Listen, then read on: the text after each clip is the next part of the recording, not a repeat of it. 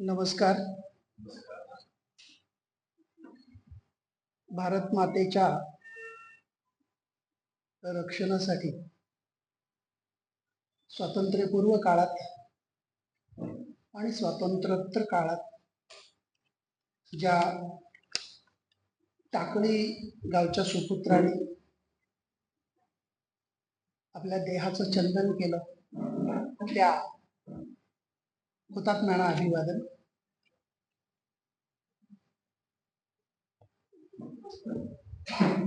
नव्या पिढीतले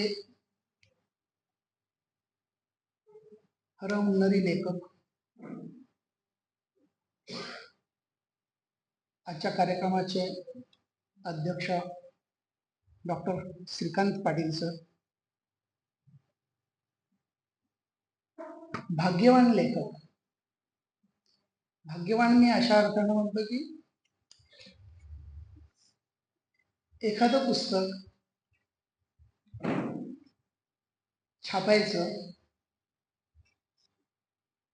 आणि आज वाचकांची इतकी वानवा झालेली आहे की एका मित्रानं तर अर्थात पुस्तकाची आवृत्ती 1000ची होती त्यावेळची गोष्ट आहे. पुस्तकं खपली नाहीत म्हणून त्याचा बेड तयार केला आणि त्याच्यावर तो झोपत होता. या काळात एखाद्या पुस्तकाचं तिसरं बारसं व्हावं, तिसरी आवृत्ती व्हावी म्हणून भाग्यवान लेखक म्हणतो मी.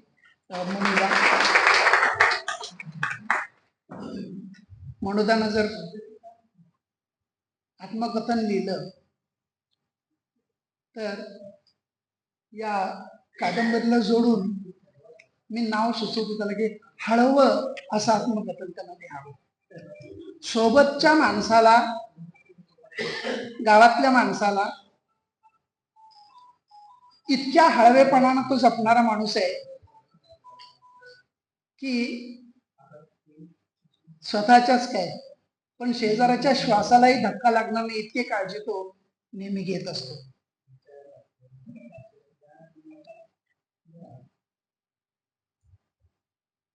पिढी बिघडण्याचं काही लोकांनी, मी पुस्तकाबद्दल बोलणार नाही, पुस्तकाबद्दल 6 विशेष अभ्यासक बोललेले आहेत. या अभ्यासकांच्या निवेदनाच्या दृष्टिकोनातून आणि साहित्याच्या दृष्टिकोनातून मी 5 मिनिटं बोलणार आहे. चक्रधरांचा एक दृष्टांत होता आणि तो भाईंभटांनी लिहून ठेवलाय की हत्तीचा दृष्टांत. हे 6 जण 5 जण जे बोलले त्यांच्या दृष्टिकोनातनं जे चांगलं या कादंबरीत त्यांना वाटलं ते त्यांनी मांडायचा प्रयत्न केला. एवढ्यावरच थांबू नका अशी विनंती आहे. तुम्हाला सगळी हाराकी पुरेपूर समजून घ्यायची असेल तर ज्यांना ज्यांना वाचता येतं त्यांनी हे पुस्तक घेतलं पाहिजे. आणि श्रावण महिन्याचं सोडून द्या, निदान या 1 जानेवारीला एखादा संकल्प करा की निदान हे पुस्तक मी शिकलेलो आहे, मला वाचता येतं म्हणून मी वाचेन. एवढा संकल्प केला तर खूप या कादंबरीला सन्मान दिल्यासारखं होईल. दुसरं ज्यांना वाचता येत नाही त्यांनी आपल्या मुलाबाळांकडनं वाचून घ्यावं. आणि मुलाबाळांनीही नाही वाचलं तर मग मी आहेच. कारण गेली 11 वर्ष मी दररोज एका लेखकाचं पुस्तक वाचतो, किमान अर्धा तास वाचतो.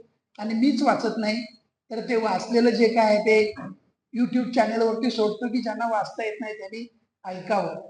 आणि मग विमलताई माळींसारखी एखादी आई माऊली म्हणायला पाहिजे तिला, बहिणाबाईच आहे ती, तर ती फोन करून सांगते की बाळा मला फारसं वाचता येत नाही पण तुझं ते ऐकतोय मी आणि मला नवं काय काय लिहितात माणसं ते ऐकायला मिळतं.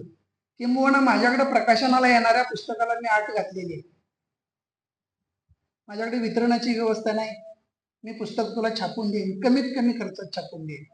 इतर जे लुबाडतात तसं लुबाडणार नाही, कारण मी लुबाडलो गेलो असा इतरांना लुबाडलं जाऊ नये म्हणून प्रकाशन सुरू केलंय मी. जेवढा खर्च येईल तेवढा खर्च द्यायचा. दुसरी गोष्ट की हे पुस्तक मी वाचणार आणि मी एकटा वाचणार नाही, मी युट्यूबवर वाचणार. ती परवानगी असेल तरच तुला पुस्तक माझ्याकडे दे, नाही तर माझ्याकडे पुस्तक देऊ नकोस. आता काही परिसंवाद होत असताना किंवा अध्यक्ष साहेबांनी सॉरी पाटील साहेबांनी म्हटलं की नवी पिढी बिघडत चालली आहे. कोण जबाबदार आहे त्याला? आम्ही जबाबदार आहोत.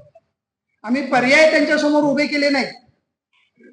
तालमीत कुत्री हागायला लागली, घरात 4 इंची ब्लॅक व्हाईट होता त्याचा 52 इंची 56 इंची टीव्ही आणला. कोणी आणला? पोराने आणला, आम्ही आणला.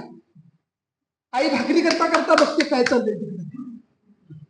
मग ती आई जर तशी बघत असेल तर पोरं मग दुसरं काय अनुकरण करतात ना. पिढी बिघडवायचं काम आम्ही केलेलं आहे आणि ते पाप इतर पुढच्या पिढीच्या माथ्यावर मारू नका, आम्हीच केलेलं आहे. आज मुलांना मुली मिळत नाहीत म्हणून आत्महत्या करतात मुलं. मुली मिळत नाहीत म्हणजे काय? आमच्या पिढीनं ते भ्रूण हत्येचं पाप केलं म्हणून या आजच्या पोरांना मुली मिळत नाहीत लग्नासाठी. मग त्यांचा दोष काय आहे?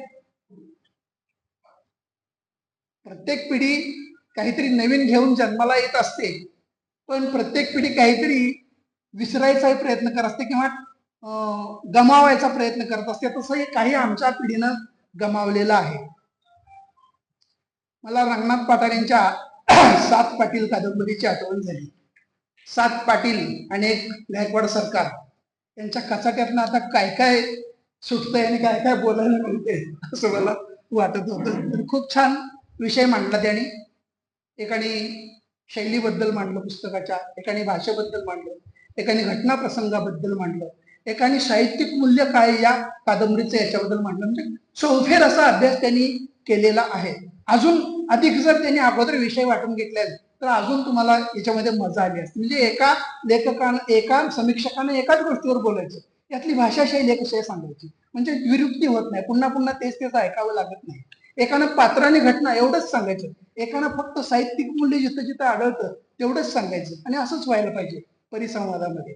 मुक्त परिसंवाद नाही आहे हा, पूर्वनियोजित आहे म्हणून. तर खूप तरी सुद्धा त्याने आपल्या आपल्या पद्धतीनं खूप चांगलं द्यायचा तुम्हाला प्रयत्न केलेला आहे. आणि म्हणून माझं पुन्हा सांगणं आहे की तुम्हाला तो संपूर्ण हत्ती जर संपूर्ण हाराकी समजून घ्यायची असेल बारकाव्यासह तर तुम्ही ती वाचायला पाहिजे किंवा ऐकायला पाहिजे. माझ्या पिढीनंतरच्या पिढीतले आणि माझ्या जवळचे 3 आणि आसपासचे अनेक लेखक इथं आहेत. म्हणून मी एक विनंती करतोय, म्हणून त्याला सुद्धा मी विनंती केली होती की ती कादंबरी जायच्या अगोदर पुन्हा एकदा वाच तू आणि त्यात जे काही व्याकरणाचे शुद्ध लेखनाचे दोष आहेत ते काढून टाक. लेखक लिहितो ते अधिक चांगलं आणि सुटसुटीत समाजापर्यंत कसं येईल हे प्रकाशनं बघायचं असतं. पण आजचे प्रकाशक सगळे व्यावसायिक झालेले आहेत. वर्तमानपत्रांनी तर मुद्रित शोधक हा मधला जो दुवा होता तो काढून टाकलेला आहे. डायरेक्ट लेखक वार्ताहर जशी बातमी पाठवतो तशी छापली जाते. दूरदर्शन बघत असताना डोक्याची आग होते. अरे नावाजलेला पत्रकार आहेस तू, चांगल्या टीव्ही चॅनलवर बोलतोय, पण तुला परळी वैजनाथ माहित नाही, वैद्यनाथ म्हणतो त्याला. म्हणजे हे काय आहे? अपुऱ्या बुद्धीचं लक्षण, म्हणजे प्रसिद्धीची घाई लवकर घ्यायचं लक्षण. अशा अनेक चुका असतात प्रत्येक मालिकेत बघायला मिळतात किंवा प्रत्येक दूरदर्शनवर मिळतात. पण लेखकांनी सावध व्हायला पाहिजे. आपलं पोरग आहे ते, आपल्या पोरग्याला शेंबूडला तर लोक नावं ठेवणारच, मग त्याला शेंबूड येऊ नये, त्याला चांगले कपडे स्वच्छ आहेत ते स्वच्छ धुवून घालता येईल, म्हणजे हे सगळे सोपस्कार करून मग ते समाजासमोर मांडावं. नव्या लेखकाने हे केलंच पाहिजे. आणि दुसरी गोष्ट अशी की माझे गुरु, अर्थात ते गुरु म्हणजे द्रोणाचार्यासारखेच आहेत, पण खूप वेळाने भेटले पण चांगलं भेटले. दिवा पाटील सर, दक्षिण महाराष्ट्र साहित्य सभेचे उपाध्यक्ष. श्रीकांत पाटील सरांचा सत्कार एकदा होता आणि त्यांनी कार्यक्रम चालू होता गावात, त्यावेळेला पहिल्यांदा भेटले ते मला आणि त्यांनी सांगितलं की लेखकांना प्रश्न मांडायचे नाहीत, आता उत्तर शोधायला सुरुवात करायची आणि लोकांना पण उत्तर शोधायला सुचवायचं आहे. आणि मी तेव्हापासून ठरवलं की आजपासून मी प्रश्न मांडणार नाही. जर प्रश्न मांडला तर त्याचं उत्तर सुद्धा मी मांडलेलं असेल. तर लेखकांनी प्रश्न मांडून पुढे नुसतं चालत नाहीये, मग त्याला अनेक फाटे फुटतात. तर उत्तर सुद्धा काय आहे ते मांडलं पाहिजे. माझ्या वाचनातलं हे दुसरं पुस्तक असं आहे की जे मृत्यूबद्दल काहीतरी बोलतं. मी शिवाजीराव बागल सर वाडी कुरुलीचे आहेत, त्यांचं एक पुस्तक प्रकाशित केलं होतं, अनंताचे प्रवासी. खूप छान त्यात त्या सरांनी पुस्तकाची मांडणी केली होती. आणि काल किती होता? एका दिवसाचा काळ फक्त. जवळजवळ 250 पानांची कादंबरी, पण एका दिवसात ती कादंबरी घडते. स्मशानात लोक जातात आणि मग काही कारणानं ते प्रेत दहन द्यायला वेळ होतो. आपल्या गावासारखं मोठं गाव असतं, सर्व जाती धर्माचे लोक असतात आणि आपापल्या जाती धर्माच्या गटानं ते बसलेले असतात आणि प्रत्येक गट जन्म ते मृत्यू या प्रवासाबद्दल आपापल्या धर्माच्या माध्यमातून जे मांडतो, अतिशय शास्त्रोक्त पद्धतीने किंवा पूर्ण अभ्यास करून त्या सरांनी ते मांडलेलं होतं, अनंताचे प्रवासी. तसं हराकी या शब्दांभोवतीची गुंफण आणि गावगाड्यांचं चित्रण मनोदानं या पुस्तकात केलेलं आहे. माझ्या दृष्टिकोनातनं मला उमजलेले दोन अर्थ मी हराकीचे सांगतो. एक तर हराकीचा त्याने अर्थ सांगितला की हराळी, त्याचा तो अपभ्रंश असावा हराकी. कारण हराळी आणि निरगुडी या दोन झाडांची पानं जेव्हा चिता पेटवली जाते त्यावेळेला टाकली जातात आणि ज्यावेळेला आपण 3रा दिवस किंवा 12वा दिवस त्यावेळेला फुलं टाकली जातात. तर या दोन वनस्पतींची वैशिष्ट्य अशी आहे, हराळी आणि निरगुडी, की दोन्ही चवीला कडू असतात आणि जंतुनाशकाचा गुणधर्म यांच्यामध्ये आहे. हे वैज्ञानिक सत्य आहे.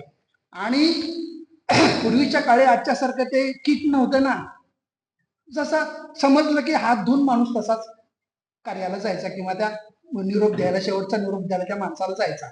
जर तो मनुष्य बाधित असेल एखाद्या रोगाने तर त्याचे रोग जंतू वगैरे इतरकडे पसरू नयेत म्हणून निरगुडीचा पाला आणि हराळी ही हातात घ्यायची. आपण हातात घेऊन टाकतो नुसतो, पण माझ्या आजोबांनी सांगितलं होतं मला की ते हाताला चोळायचं आपल्या आणि मग ते टाकायचं. म्हणजे वैज्ञानिक दृष्टिकोन असा की त्याच्यामुळं हाताची जर काही जंतू लागले असतील मातीला किंवा तिथं हात लावताना तर ते नष्ट व्हावे. आणि दुसरा आध्यात्मिक अर्थ असा आहे की निरगुडी कुठलाही जनावर खात नाही, निरुपयोगी पाला आहे थोडक्यात. आणि हराळी सुद्धा खाता येत नाही, खायची इच्छा असते तुमच्या, इतकी ती लहान लहान पानं असतात. तसं आपलं जीवन आहे, क्षुल्लक आहे, नश्वर तर आहेच पण क्षुल्लक आहे. ही जाणीव जाता जाता का असाना माणसाला व्हावी म्हणून हराळी आणि निरगुडीचा पाला त्या म्हणजे स्मशान वैराग्यात त्याला जाणीव व्हावी म्हणून टाकलं जातं. या पुस्तकाचं आणखी एक वैशिष्ट्य सांगावे की नको या विचारात असतानाच मला वाटतं की सांगितलं पाहिजे. एखादा विषय घेतल्यानंतर अनेक उपकथा त्याच्यामध्ये मांडून कादंबरी अशी मोठी मोठी, माझी कादंबरी 700 पानांची, माझी कादंबरी 1200 पानांची, असा आग्रह या पुस्तकात केलेला नाही. एक विषय घेतला आणि तोच विषय सर्वार्थानं सर्वांगाने परिपूर्णपणे मांडण्याचा प्रयत्न मनोदानं या पुस्तकात केलेला आहे. हे सुद्धा या पुस्तकाचं वैशिष्ट्य आहे. फक्त मुखपृष्ठ अजून जरासं म्हणजे बाह्यांक पुस्तकाचं सांगत असताना चांगलं पाहिजे होतं. चांगलं म्हणजे काय तर तो आशय जो आहे तो स्पष्ट करणारं पाहिजे होतं आणि त्याला टायटलिंग वगैरे केलं होतं ते ग्राफिक्स मध्ये नको होतं. ज्याला म्हणतो आपण चित्रकलेच्या माध्यमातून ते करून घ्यायला पाहिजे होतं. कारण बहुतेक वेळा पुरस्कारासाठी पुस्तकांची निवड करताना बाह्यांक बघत असताना हे बघितलं जातं कशावर तयार केले, कला आहे खरोखर इथं का नुसता व्यवहार आहे, व्यवसाय आहे, ते बघितलं जातं. तर ठीक आहे, बारशाला आल्यावर पोराला नावं ठेवायची नसतात, पण हा कानमंत्र आहे आणि म्हणून पुढच्या वेळा तो काळजी घेईल ना. नाहीतर चांगलं पुस्तक असून सुद्धा ते त्याच्या स्पर्धेतनं मागं पडेल काही दृष्टीनं, काही गोष्टीनं. या पुस्तकाच्या आणखीन काही आवृत्त्या निघाव्यात अशा शुभेच्छा देतो मी त्याला आणि त्या आवृत्त्यांचं प्रकाशन करायचं आपल्याला भाग्य लाभावं एवढी शुभेच्छा व्यक्त करून मी थांबतो. जय हिंद, जय महाराष्ट्र.